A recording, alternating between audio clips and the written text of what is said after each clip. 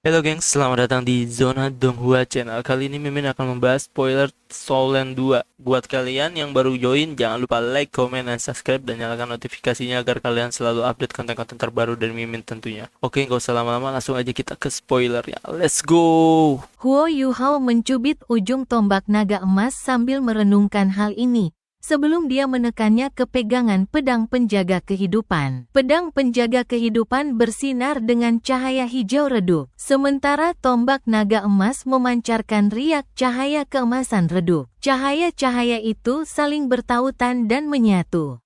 Aku tak bisa begitu saja menyatukan mereka, kan? Koneksi sederhana seperti itu tak bisa memaksimalkan potensi mereka satu sama lain. Apa yang harus kulakukan agar ini berhasil? Huo Yuhao buntu. Ia merasa pilihannya benar. Tetapi bagaimana ia harus menyatukan mereka adalah pertanyaan sulit lainnya. Huo Yuhao mengerutkan kening sambil merenung. Pedang penjaga kehidupan memancarkan energi kehidupan yang luar biasa. Sementara tombak naga emas tampak jauh lebih tenang. Cahaya keemasan mengalir di dalam rona emas gelap tombak naga emas. Mungkin karena telah mencicipi darah banyak makhluk. Tombak itu sendiri memancarkan aura muram dan sunyi. Kedua benda tersebut memiliki karakteristik yang sama, yakni menyerap energi kehidupan. Akan tetapi, yang membedakannya adalah pedang penjaga kehidupan menyerap energi kehidupan dari benda-benda dan mengubahnya menjadi energi kehidupan yang dibutuhkan manusia atau hewan. Sedangkan tombak naga emas melakukan hal sebaliknya. Bagaimana keduanya bisa menyatu? Huo Yuhao terus merenung sembari menekan kedua benda itu bersama-sama. Dan berfokus pada perubahan yang terjadi saat benda itu ditekan satu sama lain. Huo Yuhao segera menyadari bahwa keduanya tidak banyak berubah ketika dirapatkan. Mereka tidak saling menolak, tetapi juga tidak saling tarik-menarik. Mereka tampak seperti dua objek berbeda yang sangat sederhana, dan tidak banyak yang terjadi ketika dirapatkan. Huo Yuhao mengeluarkan sepotong logam lagi. Ia membiarkan pedang pelindung kehidupan menyerap energi kehidupannya. Ya, sesuatu mulai berubah. Pedang penjaga kehidupan berkelebat sekali sebelum cahaya keemasan berputar di sekitar tombak naga emas. Namun, tak lebih dari sekejap, kedua benda itu selesai berinteraksi. Sepertinya aku tidak bisa menyatukan mereka. Setidaknya, aku belum punya kemampuan untuk melakukannya saat ini. Huo Yuhao menggelengkan kepalanya dengan jengkel. Mata takdirnya berkedip dan menyerap kembali tombak naga emas. Saat itu, sebuah ide muncul di benaknya, jika ia tidak memiliki kemampuan untuk menggabungkan keduanya. Bisakah mereka menggabungkannya melalui takdir di dalam mata takdirnya? Mata takdir mengandung kekuatan mistis takdir. Dan merupakan kekuatan yang bahkan Dewa Binatang di Tian pun tak mampu memahaminya. Dewa Binatang tak mampu mendeteksi keberadaan pedang pelindung kehidupan sebelumnya. Karena pedang itu tersimpan di dalam mata takdir Huo Yuhao. Huo Yuhao telah menyimpan dan memelihara kedua benda itu di mata takdirnya secara terpisah sebelumnya. Dan membiarkan keduanya berinteraksi satu sama lain. Bagaimana jika ia mengubah metodenya? Dengan itu, Huo Yuhao segera menyerap kembali pedang penjaga kehidupan ke dalam mata takdirnya.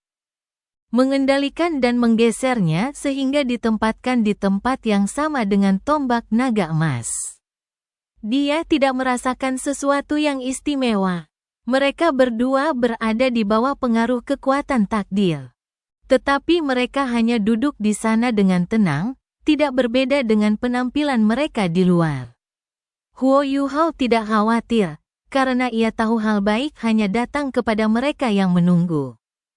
Kedua benda yang menyatu mungkin bisa memberinya kejutan tak terduga, sementara itu tidak akan berarti apa-apa jika kedua benda itu tidak menyatu. Keduanya adalah kartu truf tersendiri. Huo Yuhao selesai menangani dua hal yang hampir dapat dianggap sebagai senjata dewa, dan pikirannya kembali keingatannya tentang kekuatan jiwa Ditian. Tubuhnya belum sepenuhnya pulih saat ini, tetapi kekuatan spiritualnya hampir pulih.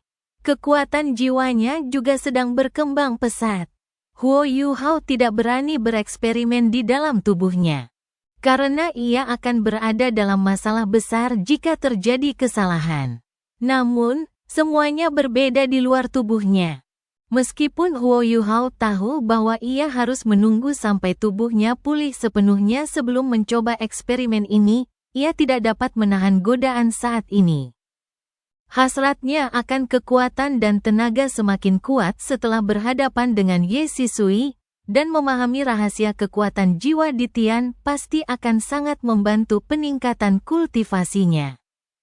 Huo Yuhao berpikir sejenak sebelum memutuskan untuk memulai eksperimennya. Lagi pula, ia melakukannya secara eksternal. Dan ia tidak akan melukai dirinya sendiri selama ia mengendalikan kekuatan jiwanya dengan tepat. Ia bisa menghentikan eksperimennya terakhir kali ia mencobanya di dalam tubuhnya. Jadi seharusnya ia tidak akan mengalami masalah di luar. Ia meyakinkan dirinya sendiri sebelum memulai eksperimennya. Huo Yuhao mengangkat tangan kanannya, dan seutas kekuatan jiwa perlahan muncul. Kekuatan jiwa teknik langit misterius hadir sebagai benang putih samar. Inilah kekuatan jiwanya yang paling murni. Karena tidak berinteraksi dengan jiwa bela dirinya. Perbedaan terbesar antara guru jiwa dengan jiwa bela diri kembar dan mereka yang hanya memiliki satu jiwa bela diri adalah bahwa ketika guru jiwa dengan jiwa bela diri kembar bertukar di antara jiwa bela diri mereka, kekuatan jiwa mereka akan segera menyatu dengan jiwa bela diri yang baru. Kekuatan spiritual Huo Yuhao sudah cukup kuat saat ini sehingga ia bahkan bisa menggunakan kedua jiwa bela dirinya secara bersamaan dalam keadaan tertentu. Menggunakan kedua jiwa bela dirinya secara bersamaan berarti menggabungkan satu bagian kekuatan jiwanya dengan masing-masing jiwa bela dirinya secara bersamaan. Ia tidak bisa melakukannya dalam jangka waktu yang lama, dan hanya bisa melakukannya sekali atau dua kali sebelum harus memilih satu jiwa bela diri. Namun, metode ini memungkinkannya untuk menghubungkan kedua jiwa bela dirinya dengan lebih sempurna dalam pertempuran sungguhan, dan jika koneksi ini dimanfaatkan dengan tepat, hasilnya tidak akan berbeda dengan menggunakan kedua jiwa bela dirinya secara bersamaan. Huo Yuhao baru saja menguasai metode ini. Sayangnya, kemampuan barunya itu masih jauh dari cukup untuk melawan seorang ultimate Douluo seperti Ye Sisui. Ia bahkan tidak sempat menggunakannya. Kekuatan jiwa murni teknik langit misterius mulai berputar di telapak tangan Huo Yuhao. Demi keselamatannya, Huo Yuhao hanya menggunakan setengah dari kekuatan jiwa yang ia gunakan saat bereksperimen di dalam tubuhnya. Kekuatan jiwa seputih susu terus berputar, dan perlahan-lahan menjadi seperti pusaran air. Seperti bola cairan seputih susu, ia tampak sangat aneh dan unik. Huo Yuhao membiarkannya memulai perputarannya sebelum dia secara bertahap mulai memampatkan kekuatan jiwa putih susu itu. Ia sangat berhati-hati dengan gerakannya, dan ia membuat proses kompresi seseimbang mungkin. Dengan demikian, ia berharap dapat menghindari fenomena yang terjadi sebelumnya, di mana beberapa bagian memadat sementara bagian lainnya tetap cair. Karena ia telah memutuskan untuk melakukan ini, ia harus melakukannya sesempurna mungkin. Hanya dengan begitu ia akan mencapai hasil terbaik. Cahaya putih susu bersinar redup. Huo Yuhao berkonsentrasi pada tugasnya, dan pusaran air putih itu dengan cepat menyusut di bawah kendalinya. Tak lama kemudian, ukurannya menjadi setengah dari ukuran aslinya. Huo Yuhao sangat teliti dalam mengendalikan pusaran air kali ini, sehingga tidak menunjukkan tanda-tanda akan mengeras. Pusaran air itu justru menjadi jauh lebih tebal, dan memutarnya terasa semakin sulit. Huo Yuhao bahkan menggunakan lebih banyak kekuatan spiritual. Dengan pengalamannya sebelumnya, ia segera meningkatkan kekuatan spiritualnya, sekaligus memastikan ia lebih berhati-hati dalam memanipulasi. Pusaran air putih itu mengecil. Sementara rona putih susu semakin memudar seiring cairan kental itu mulai memadat. Di bawah kendali Huo Yuhao, pusaran air itu berputar semakin cepat. Huo Yuhao ingat betul bahwa setiap keberadaan yang menyerupai lubang hitam di tubuh Dewa Binatang berputar dengan kecepatan yang hampir tak terlihat oleh mata telanjang. Kecepatan rotasi mereka jelas penting untuk memanfaatkan kekuatan spasial. Ia belum tahu triknya, jadi ia harus bereksperimen berdasarkan apa yang bisa ia amati saat ini. Pusaran air itu mulai berputar makin cepat, makin mengecil, dan perlahan mulai memadat. Huo Yuhao merasa ada sesuatu yang salah. Pusaran air kecil itu perlahan-lahan menyusut hingga seukuran kacang kuning. Pusaran itu telah menjadi padat sepenuhnya, dan berbentuk seperti corong. Pusaran itu terus berputar dengan kuat. Sementara aura kekuatan jiwa yang dipancarkannya melemah. Apakah ini berarti aku bisa memadatkan kekuatan jiwaku dan menyimpannya di luar? Sungguh ajaib, jika aku bisa melakukan itu. Apa yang akan terjadi jika aku memasukkan kekuatan jiwa yang sangat padat ini ke dalam botol susu? Efek seperti apa yang akan kucapai? Botol susu memang berguna, tetapi kekuatan jiwa yang dapat ditampungnya pada akhirnya terbatas. Dan bahkan botol susu dari kelas yang lebih tinggi pun hanya setara dengan kekuatan jiwa seorang Soul Sage. Botol susu tidak begitu penting bagi para insinyur jiwa tingkat tinggi. Mungkin saya dapat merancang botol susu dengan kelas yang lebih tinggi, jika saya tidak memiliki gangguan apapun. Huo Yuhao sangat gembira atas penemuannya yang mengejutkan. Ia mulai mengamati corong susu dengan lebih teliti, tanpa melewatkan detail apapun. Ia terus menggunakan lebih banyak kekuatan spiritual untuk menekan corong tersebut, sehingga ia dapat terus berputar. Kacang kuning itu perlahan-lahan menjadi seukuran kacang hijau. Huo Yuhao bisa merasakan kekuatan jiwanya dikompresi hingga hampir mencapai batasnya, sementara kecepatan rotasinya pun tampaknya telah mencapai batasnya. Akan sulit bagi kekuatan spiritualnya untuk membuatnya berputar lebih cepat lagi. Tapi volumenya tidak berubah secara kualitatif. Dari sudut pandang manapun, itu hanyalah benda kecil yang berputar terus-menerus. Bagaimana ini bisa terjadi? Dulu, saat ia masih di dalam tubuhku, aku belum memampatkannya sedalam itu, dan ia sudah mulai menyerap kekuatan jiwaku. Benar. Harus terus-menerus menyerap kekuatan jiwa? Mata Huo Yuhao berbinar. Ia dengan hati-hati melepaskan sedikit kekuatan jiwa lagi, dan memang, corong padat yang berputar itu merasakan kekuatan jiwa Huo Yuhao. Corong itu tampak bergetar halus sebelum sebuah gaya gravitasi yang kuat segera muncul darinya dan menelan kekuatan jiwa yang telah dilepaskannya. Corong kecil itu mulai berputar lebih cepat setelah menelan sedikit kekuatan jiwa itu. Terlebih lagi, gaya gravitasi yang dihasilkannya semakin kuat. Dan Huo Yuhao dapat dengan jelas merasakan bahwa benda kecil itu mulai menyerap energi asal langit dan bumi di sekitarnya. Bukan itu saja, gaya gravitasi ini juga bekerja pada tubuhnya sendiri. Seolah ingin menyerap lebih banyak kekuatan jiwanya. Proses ini sungguh aneh. Huo Yuhao sangat bersemangat saat itu. Dan ia segera melepaskan benang kekuatan jiwa lain untuk diserap corong tersebut sambil mengamati transformasi corong tersebut dengan saksama. Corong kecil itu mulai berputar lebih cepat setelah menyerap kekuatan jiwa itu, dan kini berputar dengan kecepatan yang begitu tinggi sehingga Huo Yuhao hampir tidak bisa melihat kondisinya. Lebih penting lagi, Corong itu tidak lagi membutuhkan kekuatan spiritual Huo Yuhao untuk mengendalikannya setelah menyerap kekuatan jiwanya. Corong itu kini dapat mempertahankan kecepatan rotasinya yang tinggi dengan sendirinya. Pada saat yang sama, ia mulai menyerap energi asal di sekitarnya dengan lebih cepat. Apakah ia menguat dengan sendirinya? Apakah saya sudah melakukannya? 15 menit telah berlalu sejak Huo Yuhao melepaskan benda ini. Dan semakin banyak fenomena aneh dan mistis secara bertahap mulai muncul di sekitarnya. Pikiran Huo Yuhao tenang dan tenteram.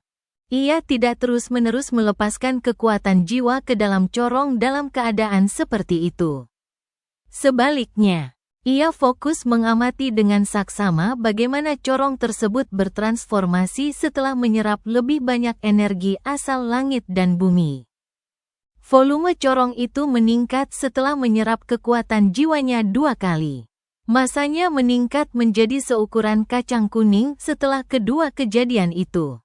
Volume corong bertambah dengan laju yang menurun seiring terus menyerap energi asal di sekitarnya. Namun, ukurannya terus bertambah seiring terus menyerap energi. Dan kecepatan rotasinya pun terus meningkat. Huo Yuhao mencoba menghubungkan kekuatan spiritualnya ke corong tersebut. Awalnya ia masih bisa melakukannya. Tetapi sekarang kekuatan spiritualnya terbuang kembali dengan sangat cepat. Corong itu tampaknya telah menciptakan medan magnet aneh dengan putarannya yang berkecepatan tinggi. Medan magnet ini tampaknya memengaruhi ruang di sekitarnya. Itu dia, seharusnya ini dia. Jika kecepatan putarannya meningkat hingga tingkat tertentu, dan jika corong itu sendiri menjadi cukup kuat, mungkin ia akan menjadi seperti kekuatan jiwa di dalam tubuh dewa binatang. Tapi bagaimana aku bisa menyimpannya di dalam tubuhku sendiri? Jika aku tidak bisa menyimpannya, bukankah semuanya akan sia-sia? Huo Yuhao tidak khawatir. Ia hanya duduk di tempat tidurnya dengan kaki bersilang sambil menggunakan kekuatan spiritualnya untuk mengamati kondisi corong. Benda kecil ini terus berputar semakin cepat dan mengonsumsi energi dengan kecepatan yang terus meningkat. Setelah 1 jam, volumenya meningkat 30% lagi. Setelah diamati lebih dekat, Huo Yuhao menemukan bahwa undulasi spasial di sekitarnya tidak terlihat jelas, seolah-olah corong itu sendiri jauh dari cukup kuat. Namun, dari segi volume, corong itu tampak mirip dengan lubang-lubang hitam ketika dewa binatang menggunakan kekuatan jiwanya. Namun, meskipun begitu, Huo Yuhao sudah bisa merasakan bahwa benda kecil ini sangat berbahaya.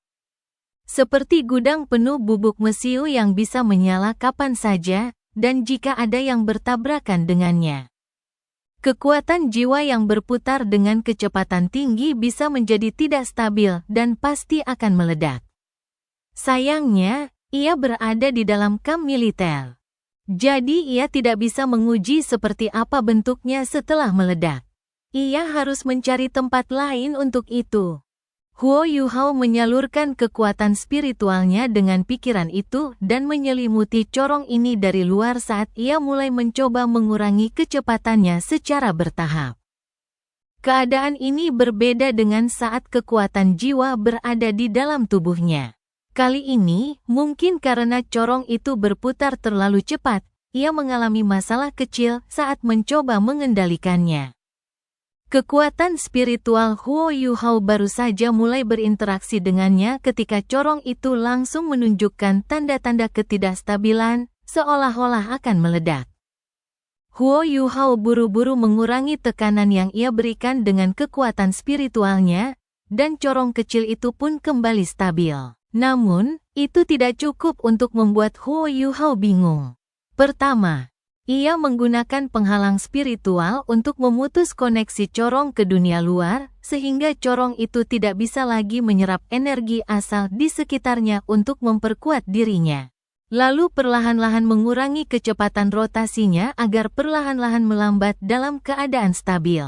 Butuh waktu 15 menit untuk membuat kekuatan jiwa padat ini berhenti berputar sepenuhnya.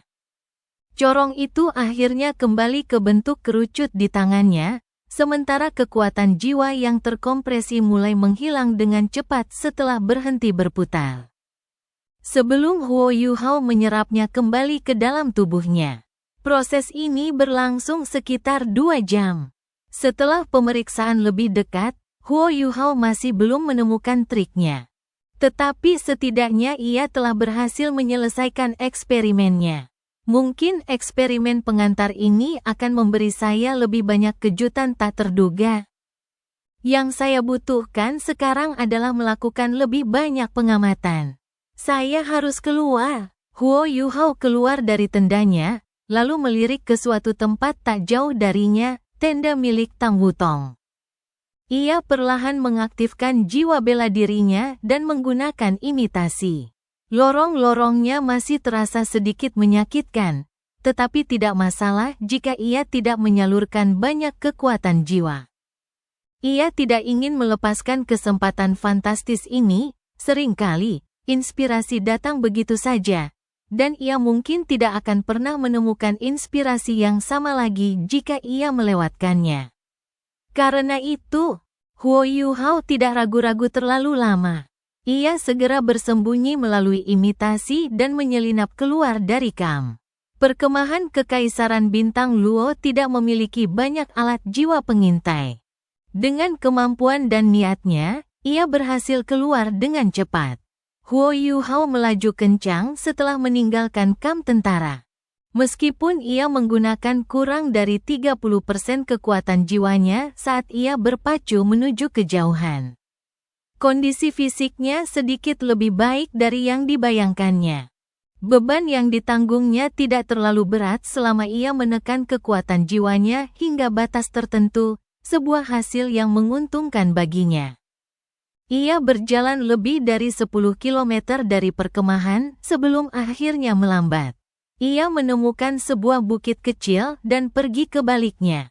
Menggunakan kekuatan spiritualnya untuk merasakan apakah ada orang di sekitarnya sebelum memulai eksperimennya lagi. Dengan pengalamannya sebelumnya, Huo Yuhao secara langsung melepaskan lebih banyak kekuatan jiwa daripada sebelumnya kali ini, dan mulai memutar dan memampatkannya. Dia hanya menghabiskan separuh waktu yang dibutuhkannya sebelumnya. Dan kekuatan jiwa yang dilepaskannya berbentuk corong padat. Dia tidak lagi berada di dalam kamp tentara. Tidak ada orang lain di sekitarnya, dan dia tidak takut lagi benda ini akan meledak. Corong itu melayang di udara. Kecepatan putarannya meningkat pesat seiring Huo Yuhao terus mengalirkan kekuatan jiwa ke dalamnya. Dan mulai menyerap energi asal langit dan bumi di sekitarnya dengan liar. Tak lama kemudian, corong padat itu membesar seukuran kepalan tangan.